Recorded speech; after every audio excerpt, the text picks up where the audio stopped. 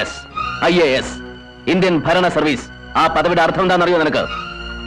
അതറിയണമെങ്കിൽ ആദ്യം ഇന്ത്യ എന്താണെന്ന് നീ അറിയണം. അക്ഷരങ്ങൾ അച്ചടിച്ചു കൂട്ടിയ പുസ്തകത്താളിൽ നിന്നും നീ പഠിച്ച ഇന്ത്യ അല്ല അനുഭവങ്ങളുടെ ഇന്ത്യ.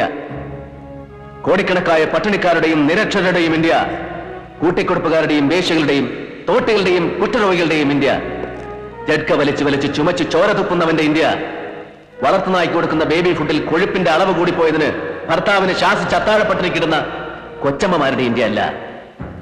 മക്കൾക്ക് ഒരു നേരം വയറു നിറച്ച് വാരി ഉണ്ണാൻ വക തേടി സ്വന്തം ഗർഭപാത്രം വരവിൽക്കുന്ന അമ്മമാരുടെ ഇന്ത്യ.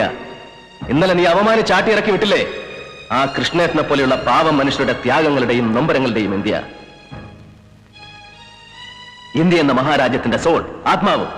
IAS അക്കാദമി വർഷാവർഷം അടവച്ച് വിരിച്ചെടുക്കുന്ന നിന്നെ പോലെയുള്ള സ്നോബുകൾക്ക് ഈ ആത്മാവ് തൊട്ടറിയാനുള്ള സെൻസ് ഉണ്ടാവണം, സെൻസിബിലിറ്റി ഉണ്ടാവണം, സെൻസിറ്റിവിറ്റി ഉണ്ടാവണം.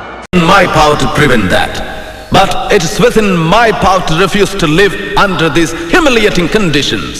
Though I was born a Hindu, I solemnly assure you that I will not die as a Hindu.